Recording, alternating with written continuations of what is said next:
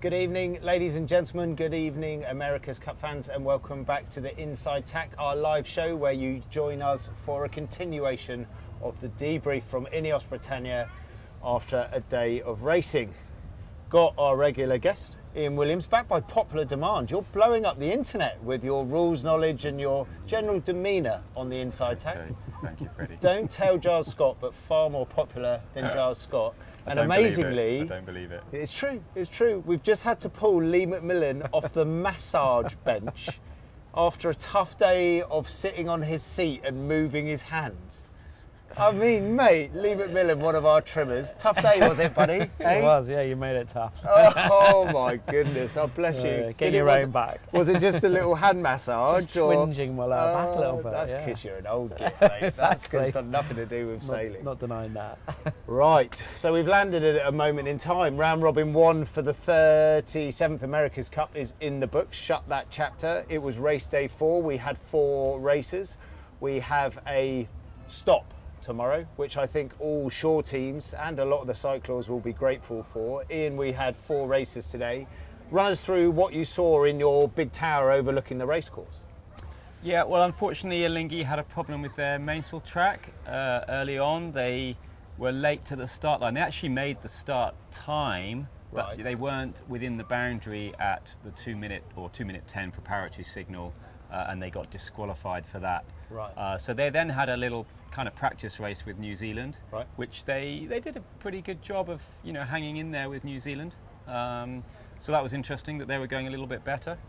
And then obviously we're onto our race. Onto our race where we had, for me, maybe even match of the day, I thought. Maybe even match of the round robin with the French. What a great race that is. We'll dissect that in a minute. In race 3 was, remind me. Yeah, Alinghi against the Italians, against Luna Rossa. Again, Alinghi going okay, but pretty comfortable for Luna Rossa, that one. And the final race? And then, another great race actually between the Americans and New Zealand. Couple of lead changes. I think. Let me get this right. I think the New Zealanders had the start, Right. But then just got on the wrong side of a shift. A Libau Tack that didn't go so well for them, and the Americans were able to pass. But my feeling was that New Zealand, they were either a little bit more in phase for the rest of the race, or maybe a click of speed. It's sometimes hard to pick between the two, but they were able to draw them in, pass, and get away a little bit. So nice win for them. And Lee, conditions today, a different feel on the water, different breeze direction. Yeah, it was. It was obviously quite cloudy and stormy this morning, which I think kind of changed things a little bit. And eventually this kind of easterly gradient kind of made it in. So it's a nice little step up from the last few days where we had a bit more breeze. Still, it's an interesting direction. You get a lot more shift, a lot more kind of pressure ranges as well. So it does make the racing a lot more open. There's lots of potential kind of passing opportunities with those conditions. So it's a great day racing. Well, talking of passing opportunities, our race versus the French, I think the last time I lost count there was at least 4 lead changes, and then I was sitting in our chase boat looking the other way because I was getting a little bit nervous. But there was, like I said, a match of the day. And let's start with the start. If we roll VT here, a spicy sport pre-start, as we're used to, Ian, with all your coaching, getting us spinning around, getting dizzy. Talk us through the last 24 seconds here, chap.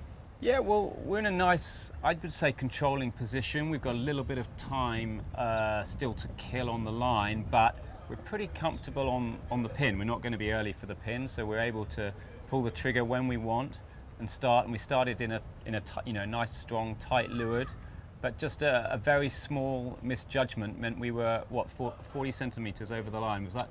That's correct. And here's a shot of it here. Our windward foil arm was 40 centimeters over the line. I believe in time, I've been told, was 0.05 of a second too early on the trigger pull. Effectively. Yeah. Lee, how do we, there's obviously the communication on the boat and where the line is, but you're travelling towards the line here at, as we can see there, around 30 knots. We have a tactical app telling us time to the start and time to kill, right? So the amount of time you have to weave to hit that line at 0. And there's bits going on with the tactical app, it's safe to say. I'm sure you've heard with Ben's comms that he's had a level of frustration with it. and that's resulted in us being that sort of gnat's hair early. Yeah, I mean, everyone's obviously fighting for every inch on the start and trying to hit the line at maximum pace and, you know, getting up to angle as quickly as possible. And like you say, we have this tactical app, which, you know, is the same for the whole fleet. I think there's a bit of difference in how you tune it and stuff. But, you know, it can be quite challenging with that time to kill. It does jump around quite a bit, you know, and Ben and Dylan both were pretty confident that, you know, you have time to kill to the pin end and time to kill to the line, you know, at VMG angle. So both were in the red. So for them, that was, you know, you're hot to go. Red means good to go. You're basically behind. Yeah. You know, even just by a fraction of a second, they've both gone red, so it was a good opportunity to wind up. But again, it jumps around, and you know, that just caused us to be a split second early. And it's really difficult because you don't want to give anything away, but you know, you have to kind of, I guess, build in a tiny bit of fat into that, but you don't want to build in too much because you don't want to give any meters away to the opposition at that key moment. As the famous 100-metre runner Linford Christie said, you want to go on the B of the bang, but that's a high-risk game. And Ian, the penalty for being OCS, on-course side at gun, is what? Yeah, we have to get 75 metres behind the other boat, right, behind the French boat. And I've got to say that the guys did a great job of shedding that penalty and still keeping a lane and keeping themselves in the race, because actually you're under time pressure. You only have a minute to shed it. You're approaching the boundary. There's a lot going on, and it's quite easy to end up maybe even 150 metres behind, trying to shed the penalty. And I think we did, you know, a really good job of keeping it close there. I know it is your job, but you are a walking rule book. I just want you to know that. It's absolutely ridiculous. And it's brilliant that you're here coaching us. I love it. Lee, the lead for the French, we know the French are fast, right? We've seen it, and their trajectory in terms of speed is like that. And kudos to them, particularly upwind. And they, upwind, had a lead halfway up the first upwind of 150 metres. They did a nice job of defending us, and there was plenty of attacking going on. Went round the top gate, and we found a nice bit of pressure, brought that pressure down to us that led into the first lead change of the race that we'll see here, or at the bottom of the first downwind.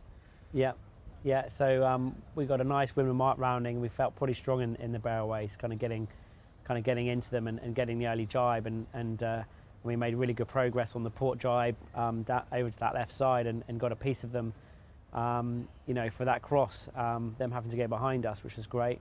And at this point, we thought we were in really good shape, getting the right rounding. We had to do a little bit of a soak into it with the two boards here to make it around that mark, but you know, you could see that they had to do even more of a soak into the bottom mark. So when we went around the bottom here, we thought we were, you know, in really good shape. But little did we know we were actually sailing I mean, we were, after a slow rounding, we struggled to get the boat really ripping into that corner as the breeze did get light in that bottom left corner. Got light in the bottom left corner, shifted a bit right, all bets were off for the second upwind again, right? Yeah, exactly. We thought we were strong, and then actually as we came back across from that corner, they had a piece of us again, so it was all back on. Exactly, and Ian, that brings us on to our next clip, is when at the top of the next upwind we come together here with a tack in their face.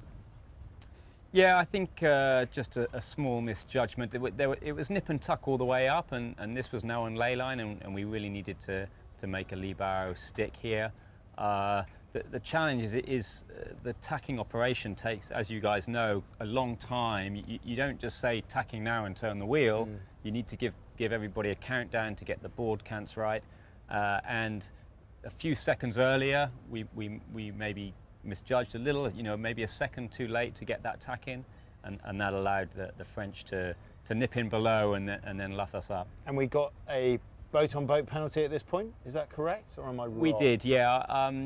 Essentially, as we're tacking in front, they then overlap to leeward, so they go to the left of us here. Yeah. And it's our responsibility to keep clear. And I think we're in a tricky spot. We're trying to build a little bit of speed so that we can tack away, and I think we do a nice job of keeping calm. We stay on the foils, that's the main thing, and we keep the race close. I mean, and I'm gonna give a shout out to my cyclo brothers there that did 3 tacks in under a minute and then did a bear away shortly after to launch us onto the downwind leg. I've just had a look at the power data going into the boat for those 3 tacks, and then to sprint out the top gate and get the boat ripping again downwind. I'll give a shout out to those boys. They did a superb job. Second that. Yeah, there you go. Much appreciated by those guys, I'm sure. Then a very close downwind again, Lee, very close upwind again, and we came into a situation at the top of the last upwind where it was kind of roles reversed, where the French were coming in a similar position that we did on the previous upwind, and they went for a, well, not exactly the same, but they kind of went for that lee bow tack, and it didn't quite work for them. Yeah, exactly. We were close at the bottom, and we got to the right on this one, which was nice. So we kind of made a good step back to them. They weren't getting across us, so they had to make a decision of trying to kind of tuck in underneath us. Obviously, having seen what we did in the previous one, they played it a little bit safer and tacked quite early, but it was just enough for us to get a lane to windward. And at this point, it was actually a real good test of boat speed, you know, and we know they've been going fast. The last time we probably lined up with them in this stuff, they potentially even had a click on us, but actually we did, you know, really nice work on that starboard tack and worked that kind of tightish windward position with a bit of overspeed into a really strong dominant position where we were actually able to kind of control them from that point forward. And then compared to the rest of the race, which was nip and tuck all the way around, from that last top mark rounding, we kept it simple and went on to get an invaluable point, to be honest. That gives us 3 points against our fellow, is that right? 3 points against our fellow challengers. And you lose that one and it's 2-2 and it's kind of all looking a little bit different. So a huge win. And I know in our supporters clubs and around the race villages, there are a lot of chewed fingernails by INEOS Britannia fans. So yeah, a great match of the day, but would have preferred to sail away. But it was definitely a sporty one. Ian, we've got you here. So many of our questions have been coming in, and we love the questions coming in around boundaries. And people asking around boundaries, and you said at the top there, Alinghi were outside of boundary when the kind of race went live and they got punished for it. Just got a little VT here of boundaries in the race course that we're in Barcelona. If you could give us a quick 101 on that, that would answer a lot of the questions we've had in. Yeah, okay. Well, the boundaries essentially is the perimeter around the course, and they have a zone which is 115 meters inside them, and then once you're inside the zone, if you're closer to the boundary than the other boat, they essentially have to keep out of your way. And so yep, you have rights when you're on the inside here. I'm not sure who's on the inside. I guess the lead boat is probably the inside one there because they got to it first. And then the other boat's not, you know, there's no port starboard or windward leeward at that point. It's just who owns the boundary. And if you sail over the boundary line there, is it similar to a start line penalty? Yeah, similar. It's a slight difference. You have to lose, if you do go over the boundary, you have to lose 75 meters relative to the other boat. So if you were 75 meters ahead of them when you went over the boundary, you'd have to go back to level. Right. So it's a relative penalty as opposed to an absolute penalty where you would have to be 75 behind them. But there's an additional penalty. If you go more than 30 meters over the boundary, you get another penalty. Right. If you go more than 100, it's instant DSQ, which is what happened to Alinghi in the first race. They never actually made it inside that 100 meters. Gotcha. Well, there you go. We'll keep the questions rolling here. We have a question from Ashley Sarp. Do the course changes get announced to you during the races itself, and how does that affect you? Lee, you've got your headset on and you have Mel talking to you from race control, right? Yeah, so they do adjust the course quite a lot actually, especially at the moment. You know, as the breeze invariably has been dropping quite a lot during races.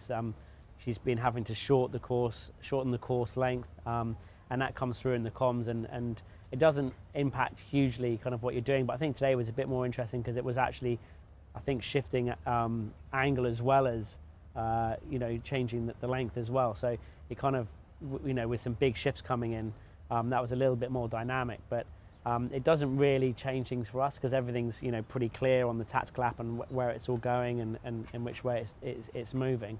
But yeah, it's you know, it's another thing you have to kind of take into account, I guess. Okay, got a question here, and I think we've touched on it already, but it's quite a cutting question, but we'll front up and answer it. From Westphalia Synchro. I'm just wondering why we need to edge on the side of danger with literally no margin for error, then in brackets 2 penalties for being early to entry and then crossing the line early. Is this a technical problem or is it our bad decision making? Ian, I'll throw that grenade to you, bud. Well, I said to the guys this morning that we need to make more have more tough races in the round robins, and so yeah, I mean they haven't admitted it, but I don't believe that for a minute. They're very frustrated, right? Very frustrated. Yeah, look, Lee made the point where you have to push the margins. There's no good sailing around behind. You do have to push it. Sure, we pushed it too hard today.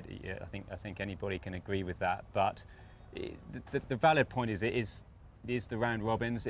It's going to get serious semis and finals. We need to be dialed in by then, and the way to get dialed in is to push the margins and find where they are. Yeah, okay. Dogzilla Monster, great name. I love that. Would you consider today, Lee, this is a good one for you, to be about the perfect conditions? What do you think?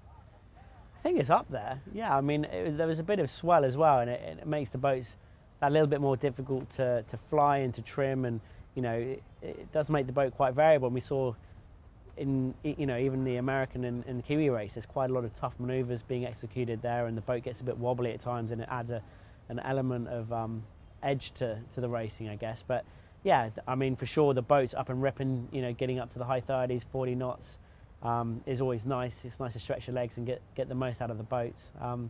It's right up there. Shifting conditions as well, which is great. It's great for the race chain, you know, the place changing in the race.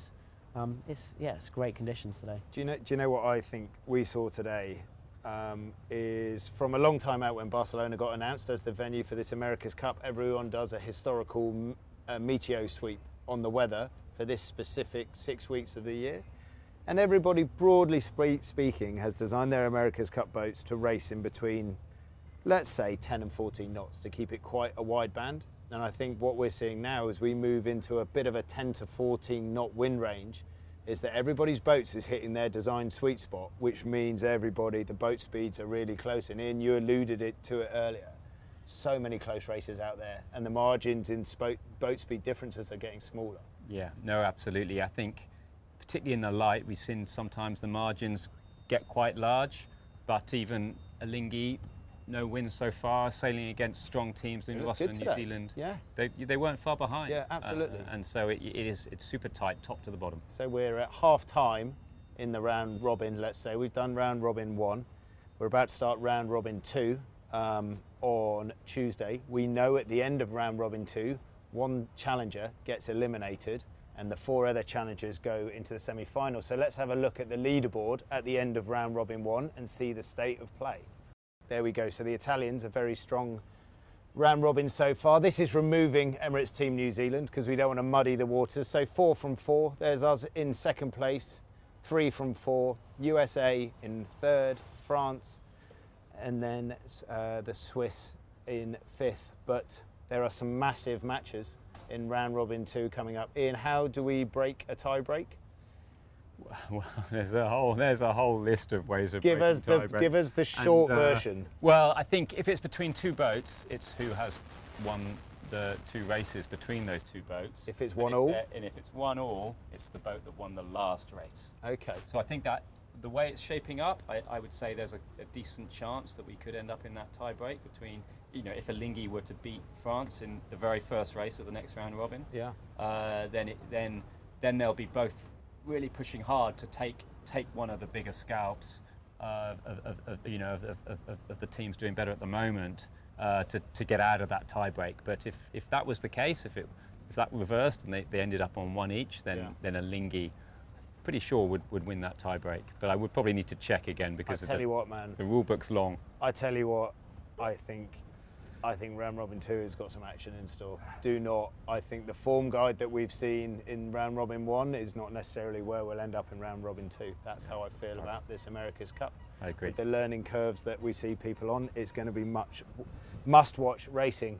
Lee, one of the biggest things for us, being we're all 3 proud British men, but the support we get at home, I love seeing you with your little nippers coming down to wave you off and my not so little nippers coming down to wave me off. But we have a video here from Bryce Rothenberg, our lead rigger. I advise you, if you've got earphones on, it's our off the dock parade, let's say, our off the dock moment. If you've got earphones in listening to this live show, maybe take them out, and there's some pretty loud honks coming your way. So Louis, if you roll VT for what it's like docking out on board INEOS Britannia.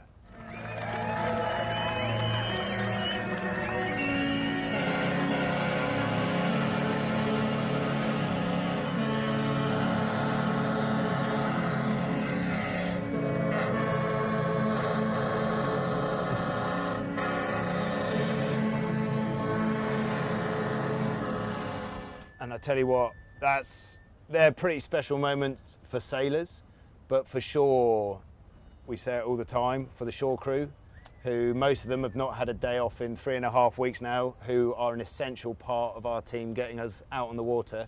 The Chase 2 Ninjas, that's a big moment for them as well. So for us to have a breather tomorrow is not only for us, but those guys will actually come in, take the boat apart and service it so we're ready to go again on Tuesday. So much love to our shore team. So lads, that feels like a nice place to leave it. Sending love to everyone in that building right there. We have a day off tomorrow. You get some sleep. You keep reading your rule book. I'll mess around somewhere, and we will see you for the debrief of our first race of Round Robin 2 against American Magic on Tuesday evening. Thanks for listening.